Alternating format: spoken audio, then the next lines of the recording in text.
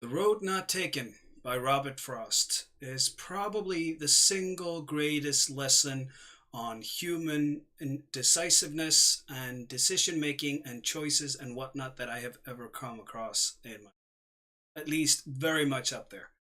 And as much as Frost wrote this and intended this to mock his friends' indecisiveness and didn't predict or foresee how it would be received and met. I think the fact that it was received with the weight it has and has lived on with the weight that it has is because the size of the theme itself is just something of a magnitude that he himself didn't anticipate. And that alone should have probably helped him understand his friend a little bit better, or at least grow his empathy a little bit.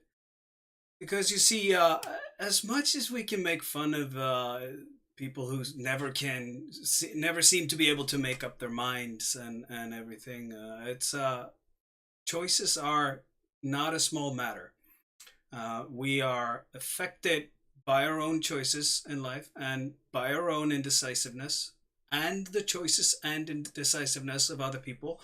And yeah, sometimes that is a whole big deal. And this very much goes right into the whole conflict between free will and lack thereof. So, to which degree are we biologically just programmed to behave in certain ways and constantly makes the same decisions in some ways? So what is deterministic, and then what is voluntary? This is something, there's a balance there that psychologists and biologists mm, constantly deal with and often quarrel about and have through time. And in politics especially, we've seen huge quarrels surrounding this topic for extensive time, probably all of time. So there's really a lot that goes into this, and the other deep psychological phenomenon in this poem, I really do believe I'm going to make the case for why I believe that phenomenon is in there, and I somehow find it either overlooked or people just don't pay attention to the punctuation. There's specific punctuation in here, and depending on the authors. For some authors, punctuation is casual. I don't believe, I don't know Frost well enough to know whether I should believe it to be casual in his case, but I don't think it is. I would incline that at least I'm going to go with the fact that the punctuation is there, and I'm going to assume that it's there for a reason. So what I'm going to just go jump straight into stanza 2, because that's where I find this somewhat evident. So there are two semicolons in the poem, and one of them is in stanza 2. And so stanza 2 goes like this. Then took the other, just as fair, and having perhaps the better claim, because it was grassy and wanted wear. Semicolon. Though as for that, the passing there had worn them really about the same. So people, at least the ones I've heard talk about this, it's almost as if, well, I don't find them quite articulate enough, but I get a sense that people are thinking he's standing there looking at these two paths and thinking the whole stanza as he's standing there. But what I would like to suggest, since there is a semicolon in there, the only other place where it is the end of stanza 1. So I'm going to just suggest that since they're there, these are separate thoughts, and go out on a limb here. I think the thought sequence is happening at the same time as the action sequence. Now, what do I mean by that? All right, so let's go back to stanza 1. And be one traveler, long I stood, and looked down one as far as I could to where it bent in the undergrowth, semicolon. Then took the other as just as fair. So what if you're looking down that one and then next thought, and then took the other. And as you just take it, you start to walk. Because yeah, he people note that he made this silly excuse, it was grassy and wanted wear, and then goes back to, well, they were really just the same anyways. So yeah, so maybe, he spent some time looking at one and then the other, and he takes the other and just starts walking. And as he starts walking, transition, because it was grassy and wanted wear, and he's walking down those for the as you're walking, you're like, well, the other one, they were really just the same, weren't they? So I think there's a little bit of a thought as he has taken and has already actively taken that path, not as he's looking at his. So he's already made the choice, but he's already making, not just questioning it, but he's making excuses for himself in his mind, starting to right there, starting to justify his choice, questioning it and justifying it at the same time. And this is, maybe I'm biased because I find this phenomena so much that I just wanted to be in there, and that is perfectly fair. I could just as well be, but there's still something about that. It's often when we have finally made a decision, whether it was an easy decision to make or a tough one, we're making things up. We're often playing tricks in our mind when we are making a decision, but as soon as we make it, we're often either regretting it right away, or questioning it, or justifying it, still trying to make the sale to ourselves. Like, okay, so I'm going down this road. I'm going to sell it to myself, and that entire stanza right there. If you take that on the scale of your entire life, which if you study more about his friend, then it did make a difference. But if you take this one stanza on the scale of life and big decisions, yeah, this is not a joke anymore. It's very much very deep and very serious, and there's something for that, and just this whole thing between the concepts of fate and destiny, and then free will and reason, then of course, reason and desires and whatnot. There's just a lot in there.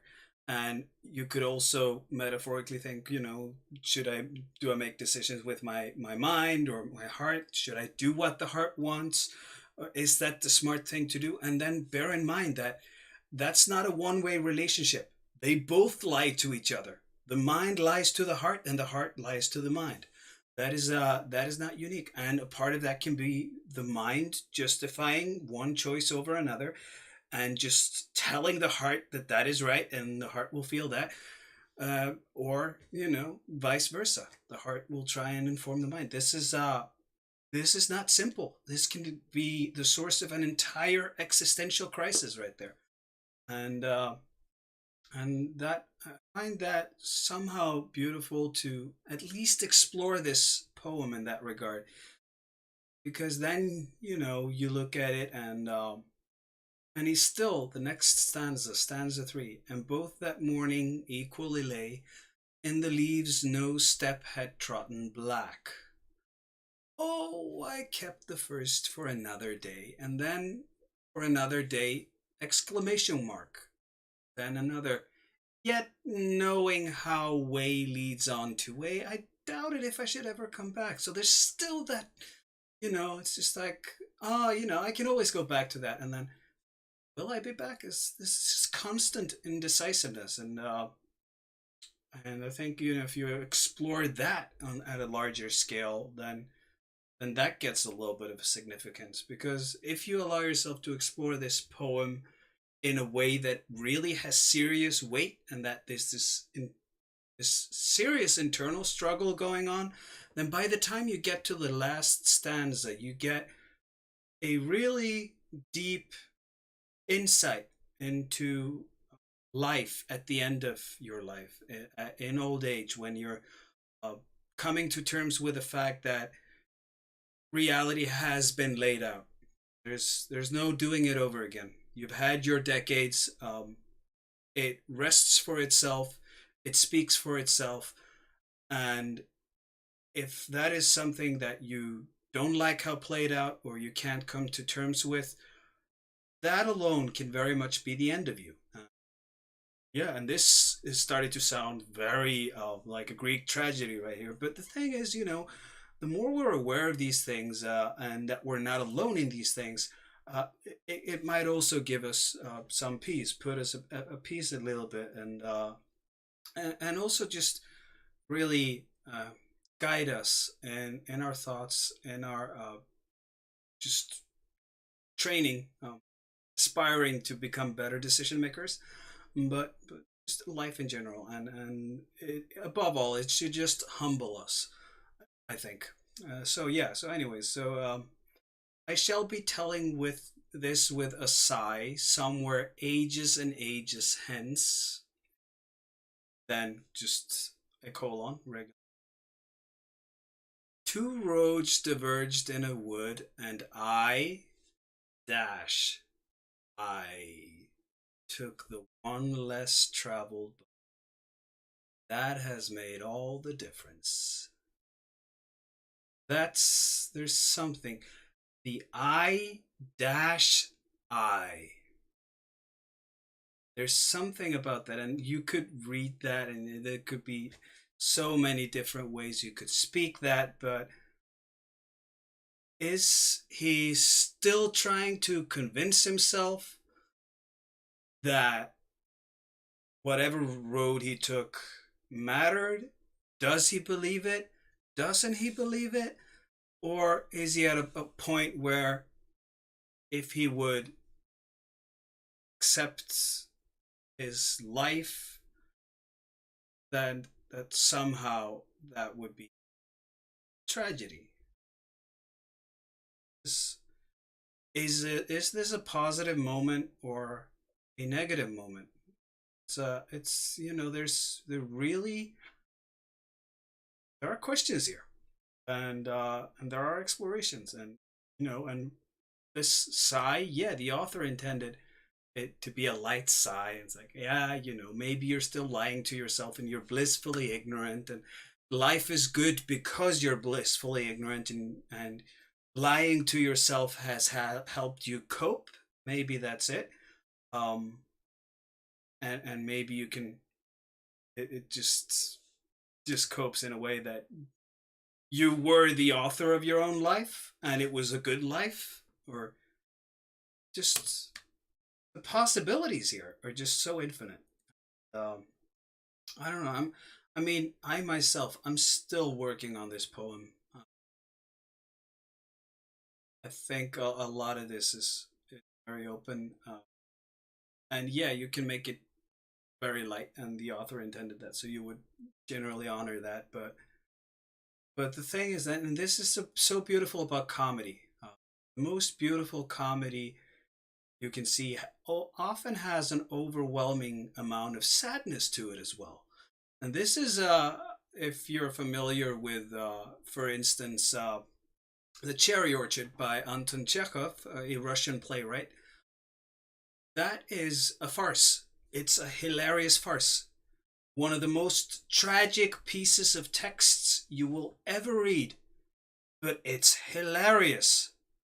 All you gotta do is keep the play moving, and it's a scream fest of laughs. But because it's a tragic text, a lot of people will read it and they will try and produce it and make the play take 4 hours. And as a result, if you see it done like that, you want to walk out of the audience after and almost jump off a bridge. It can be very, very unpleasant. Uh, but yeah, there's this dark, sinister laughter, this comic relief within the tragedy that often is an escape valve for us. It's a survival mechanism. It's just like, I gotta crack a laugh because if not, I'm just gonna lose it. So that kind of sense, and that is sometimes can also be a product of our way of tricking our mind, or sometimes it's just something that really doesn't come from mind. It can be a stress response from the body itself. It's really a lot to it, but yeah, there's just so much to this poem. Really grants you pause, makes you think. Uh, yeah, there's a reason for why this poem has lived so well throughout the past century and will continue to do so centuries to come. This is there's also another thing. I would suggest as well looking at this alongside the to be or not to be speech from Shakespeare's Hamlet, because there you're dealing with the soliloquy of someone who's in that mindset about making a decision, and that is not it's not a light decision. This might be a light decision you have right here with a fork in the road and deciding a path to take, especially if you take it literally, you're just out walking. But when the choice is whether 'tis nobler in the mind to suffer the slings and arrows of outrageous fortune, to take arms against the sea of troubles, and by opposing end them. That is a slightly bigger dilemma. And you'll see in that soliloquy towards the end, thus conscience doth make cowards of us all. That is that line of itself just really makes me halt and go, okay, so what's that about? Conscience. So is being informed and being more aware of the size and scope, weight of our choices, does that make us more hesitant to make the choice? There's something in that as well. And yeah, I definitely think if you're truly aware of the size and weight and complexity of a decision and the actual risks, yeah, it can indeed turn you into a coward. It's like you have two very risky options. You've got to make one because you know they're very risky. You're gonna make neither, and you're gonna sit there just stunned, frozen, and yeah, maybe with people who suffer a lot of panic attacks, maybe there's something like that. I mean, I don't know. I don't suffer panic attacks, but this just makes me question: is there an element of that in there somewhere? And if any of you guys who see this, uh, any of you do suffer that have that level of anxiety and are open about it, dare to be open about it, then first of all, if you dare to talk about it openly, props to you. You're brave. But yeah, so if you do, you share that on here. I'd be curious to see if you see some resemblance there. But yeah, at any rate, before I ramble on for too long, I mean, I've talked for almost 20 minutes just about this. These are just a handful of things I see in there. But really, four stanzas worth of a poem. We have epic poems that go on for dozens or hundreds of stanzas. Four. And it gives you all of this to really just halt and think about. It's a beautiful, beautiful piece of poetry. And yeah, I'm biased because I'm in love with this poem, but I do get why I'm not the only. And I think that is very much a good thing. Yeah, you know, do we ever become better decision makers, or do we just keep lying to ourselves when we make the choice, and lie to ourselves after we make the choice, and lie to ourselves at the end of the day that we made all the right choices because we were so bright and smart, and that produced all the good? If life was good, or if life was bad, do we tell ourselves that it had nothing to do with our choices? Just to which degree do we keep tricking ourselves, and to which degree don't we? Does that matter at all? Which, you know, okay, so we make a series of choices, but would the other choices have been any better? Are we going to look back and just always go, what if? Or are we going to lie to ourselves that no, they wouldn't be any better, even though we don't know? It's really, it's really hard to predict all of this. And to which degree is it the free will? To which degree is it deterministic? Will we ever be able to fully tell? And yeah, to which degree will aspiring to become a better decision maker help? Are we, even if we take all the time to do all of the rationale and all the reasoning, the logic, and everything, are we actually going to make the choice more responsibly, or are we going to just keep thinking and thinking till, oh, I got to make a choice, and then just still go out and do the impulsive thing? That is also a question. Anyways, check out what I linked below, and hope you found anything interesting in this rant of mine. And yeah, by all means, bring the conversation to the comment section. I always appreciate that. Give me your takes. I know you guys are a very smart and vivid bunch. Is ignorance bliss, or are we better off the more we know? That's the last question I'm going to pose to you guys. So pick any of these questions that I pose throughout, and if you have any answers, thoughts, suggestions, ideas, always happy to read. I do read my comment section and try and respond to as much as possible, because quite frankly, I'm yours much more than you are mine. That's the thing. Trying to constantly give, and I just telling you guys, I learn from all of you as well. Everyone who comes through here leaves a single comment. I learn from that. It's beautiful. It brings value to my life. So, without further ado, Viking out.